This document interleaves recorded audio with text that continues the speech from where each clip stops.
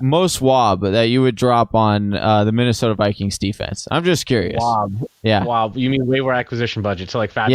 Yeah. I wouldn't spend a single dime. Right here. What's up, Whisper Nation? I'm Big Travie. We're live now here for the Week 1 matchup show. Welcome in. If you're watching right now, you're watching the full thing on Patreon. If not, we will be getting you on here as soon as we can. You'll be getting used to these beautiful people. As always, I am joined by the man, the myth, the legend, ARC Austin. Welcome in, brother. Good to be here. Yeah, and of course, one of my colleagues as well is the Sultan of Stats, Summy. Summy, welcome in, brother. How you doing tonight? What's up, Trav? Feeling good, man. Football Eve. Can't wait. Yeah. And, of course, my co-founder, the man, Johnny Game Time Hicks. How are you, brother? Dude, I am so beyond jacked that I had to just wear my Kyler Murray jersey tonight for the show because I'm so excited for football. I just completed my last draft, too, so it's on. I'm in 11 leagues this year. It's getting pretty wild. I had a last-minute work league thrown together. You know, it's funny, when you're the fantasy guy at your work that's always like, hey, you want to be the commissioner? No, dude, I don't want to be the commissioner, especially the last-minute commissioner for your bunk work league. So that's what I draft. Don't do this at home, Patreon, but I drove and drafted. It was not good. It was dangerous. That is nothing we want to promote here. I wish I could have spoke to text my picks, but I didn't. Anyways. Selecting and steering. Well. Yeah, exactly. Hey, maybe that's something that we should work on, right? We should do a voice-to-text draft. Oh my God, we won't even need to be this. We won't even need to be the fantasy whispers. Travie, though, you're right. You always have to do the work league. And I know here at the Fantasy Whispers, one of the things that we really lean on and that energizes us, and the reason why we get up and do this every single day is because of the community, because of Whisper Nation, because of the joy that we had in our various leagues and the bonds you have with those people. It's real. To me, it's more important than any kind of victory you're going to end up having at the end of a Monday night game. So with that said, when you get an opportunity to be in the work league, it is something you always got to do. It's instant bonding. You get to beat your boss in the regular season. He looks at you in a whole different type of way. I just hate it when Barbara from accounting beats me. So yeah, she didn't even look at her roster once. Yeah, that's the worst. And two-time champ. It's ridiculous.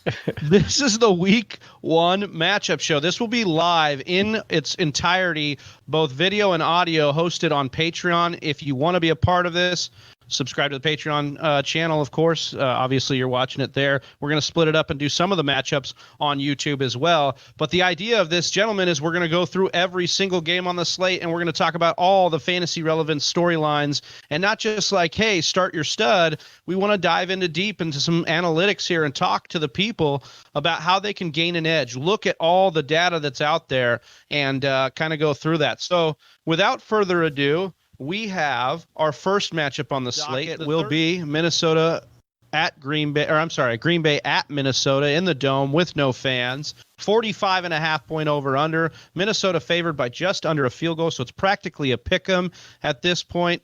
So I will go to you, Summy. There's a lot to be. You have a lot of maybe some splaining to do. Last year you were very in on the Minnesota, or was that Detroit? I was going to say. It's both of them. I thought.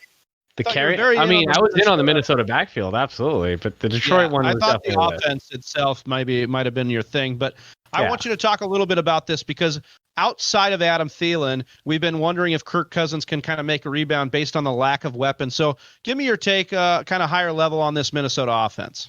I mean, listen, I think this offense was pretty good last year. I think it was pretty efficient. I think Kirk Cousins delivered. It was the first year that as a starting quarterback, he didn't finish as a QB1. But I think not delivering, Summy. Listen, he's in a good bounce back spot, right? Because Gary Kubiak last year was an offensive consultant, and I really do think he was a ventriloquist to Kevin Stefanski's offensive scheme. Now he has full reins. Gary Kubiak does. So Kirk Cousins stays in second year in an efficient system. He does lose Diggs, which is something that I don't like to see. But he still has weapons with Adam Thielen, Irv Smith developing a second year. So I like Kirk Cousins in this spot. against Green Bay, against a division rival, primarily because it's a 1 p.m. game, and it's not a primetime game. Kirk Cousins in primetime is never trustable, but I do think Kirk Cousins he's usually got one big game against us, and then we smack him up pretty good the second game, being the Green Bay Packers. So I think those big games come at home too. Yeah, that's true. Well, no, actually, we won the division in Minnesota last. That's right. Monday night game at the end. So, but Kirk Cousins. Listen, as a late round quarterback, you can do a lot worse. As far as the running game goes, I think last year we saw how Green Bay was extremely porous against the run, and I think that maintains again this year. They were actually 23rd worst versus running backs in 2019. You have linebackers like Christian Kirksey, Oren Burks. they were easy to pick on last year. They picked up Kamal Martin in the 5th round of this year's draft, but he's on the 3-week IR now. So there's not much depth back there. I do think that this is a defense that we can continue picking on in this season. Playing our running backs against them, I think they'll let up plenty of fantasy points. So I like Dalvin Cook a lot this week, but you're going to start him no matter what. What do you guys think about Alexander Madison? Like, is he just a handcuff, or do you think he'll have some more involvement in this Gary Kubiak scheme? I am viewing him as more of a handcuff. I actually think without Stefanski there, he and Gary Kubiak has just been a monster at one guy, even more than Stefanski has been as a play caller. And at least there's more track record to prove that with Kubiak as a play caller. So yeah, I'm all about Dalvin Cook, but Madison is one of the most valuable handcuffs there is. The question I thought was the burning question here, and Johnny, maybe I'll toss it to you here. Like, Adam Thielen obviously is loaded and grandfathered in for so many targets here, right? But what is your take on maybe outside of him? We're hearing now Olabisi Johnson, we're leapfrogging Justin Jefferson, even though he was a first-round pick. Is there any interest in these other wide receivers here? I don't have any interest in them. I understand that, it's a wide receiver too, and if we were interested in Justin Jefferson, then clearly, I guess you should be interested in Johnson. But I just don't think that there's going to be a lot of consistent pass receptions going around to where I think that I would want him. Like, I think there's going to be bigger names on the waiver wire that you would want to get, or guys that you would want to start even week 1 over a guy like Johnson or Justin Jefferson. Listen, one thing I could add on here is Gary Kubiak, in his, I think, 21 years of being a head coach or OC, out of all those offenses, I tallied up the total amount of wide receiver targets per year. So how many targets go to the wide receiver position on average in this offense? It's less than 300, which is probably, I would put my money on it, it's probably bottom 5 in this league right now. Mm-hmm. Most of do go to the wide receivers, but then you have a lot of tight end involvement, a lot of running back involvement as well. So Adam Thielen's going to be really the main primary go-to option in this offense, and the other pass catchers like Justin Jefferson, who's kind of just redundant to Adam Thielen, is not really, they're not really going to have any sort of value here. All right, so how's your thought process working on Kyle Rudolph? Because they've got Irv Smith there. Irv Smith has been a popular later tight end to kind of invest in. Do you think that it's Irv Smith time and he's rolling through, or do you actually like Kyle Rudolph? Or are you kind of fading both tight ends because they both exist? So with Kyle Rudolph, I foresee him this year being a touchdown or bust. It's something that we've kind of seen the last 2 years with Kyle Rudolph. He is touchdown or bust. But I think Irv Smith will have those end zone opportunities, but he'll also be targeted. I think his ADOT is going to be around 12, 13 yards down the field. He's athletic. He's going to be a really strong outside weapon for this offense, and having a big body out there like that while Kyle Rudolph soaks up the middle targets, I think that offense could hum, especially with 2 tight end sets. You have heavy sets for Dalvin Cook to run out of. This offense just looks like it's primed to be really efficient. I like Irv Smith as a deep flyer if you're in like a 12, 14 teamer. All right, so that, we know this defense is good for Minnesota, or it should be, but it's going to be facing some early tough tests, and none other than the greatest quarterback. Summy, let me ask you this, Summy. Sorry to cut you off, Travis. Let me just ask you, how trying to stroke off Aaron Rodgers on the air. Well, I just had to stop it. I had to stop it. But let me just ask you, Summy, what would be the most wob you would spend on the Minnesota Vikings defense? Just curious. Most what? Most WAB that you would drop on the Minnesota Vikings defense. I'm just curious. Wow. Yeah. Wow. You mean waiver acquisition budget? So like $5. Yeah. Yeah. I wouldn't spend a single dime. The secondary is going to get exposed by Aaron Rodgers week 1. It's one of the youngest secondaries in the league, inexperienced. Outside of the elite safety duo that they have, they're gonna be hurting. I think there's just going to be able to attack. Going to be torched by none other than Devontae Adams and Aaron Rodgers, just ripping them apart. So really, this is actually a quarterback we could spend a little more time on. Maybe not so much for week 1, but Austin, this is a guy that's been kind of a tumultuous pick in fantasy.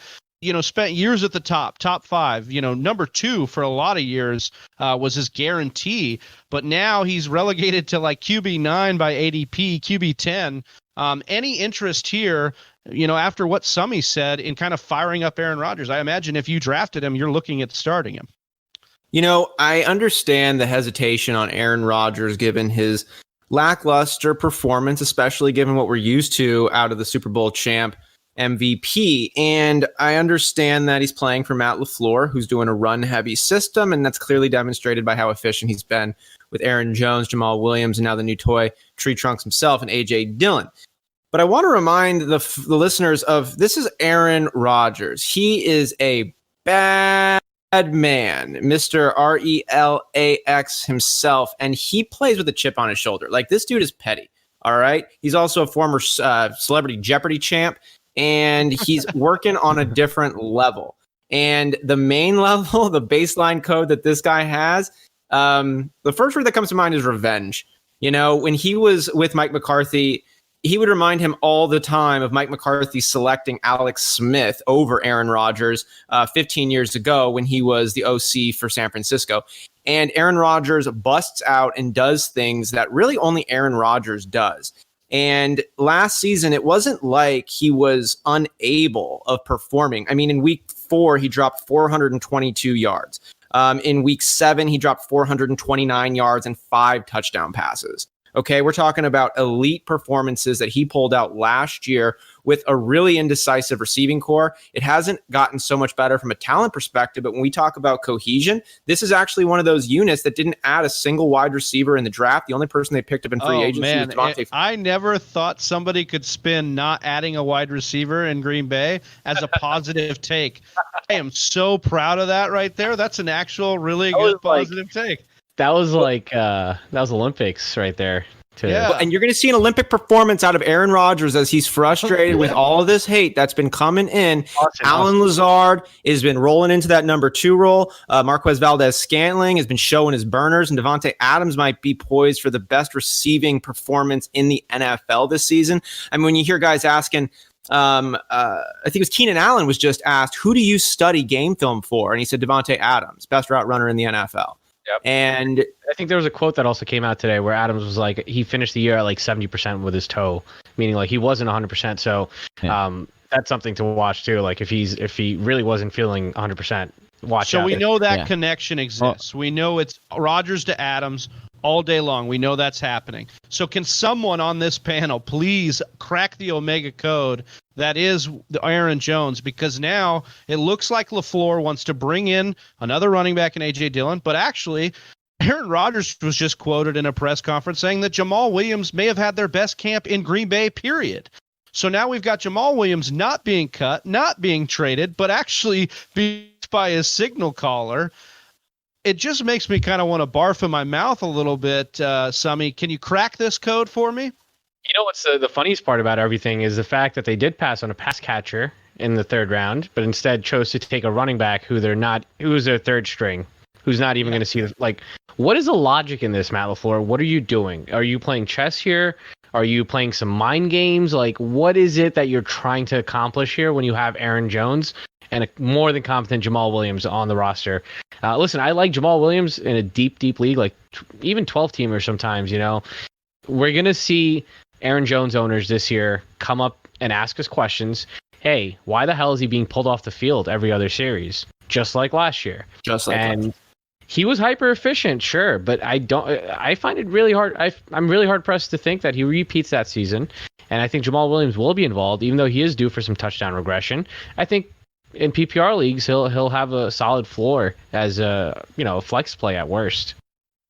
I just want to come out and say that I think that Green Bay Packers, though, as an overall team from a fantasy perspective, are going to be so incredibly frustrating because of the points Sami just mentioned of how Matt LaFleur seems to rotate personnel. You're watching Aaron Jones last season just bust off nasty series, right? Like chunker, breakaway. Not enough to get gassed, just enough to start getting in a rhythm. And then what happens next play? Jamal Williams is in there. And it's like, it's like he's doing his rotation based on a clock, not based on the hot hand. And it is hard to argue with the production. I mean, the team finished the best they had in a really long time, but you still saw the way that it was being orchestrated and I was scratching my head being like, are they just getting lucky right now with these outcomes? Because it doesn't seem like they're maximizing their potential, the players they have on the field. Yeah. All right. So, Johnny, anybody outside of Adams in the passing game that you're looking, the tight ends, the ancillary wide receivers, anybody in the passing game outside of Aaron Jones and Adams, you're comfortable starting for this week 1 matchup? No, I mean, if I'm in a really deep league, Allen Lazard is definitely would be on my radar in that case. But other than a deep league, Devontae Adams is going to get peppered. Like he could honestly see like 12 to 15 targets this game. Like he could see a lot. And so, yeah, but if there is another wide receiver or tight end that I would consider starting in this case, it would be Allen Lazard. Yeah. All right. So I also just want to mention one name, Robert Tonyan.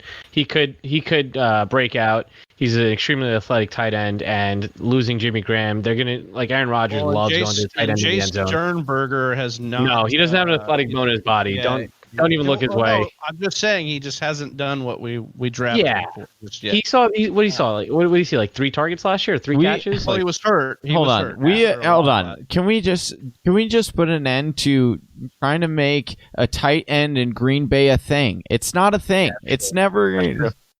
No, but it has been a thing for Matt LaFleur. So yeah. And the Shanahan style offense.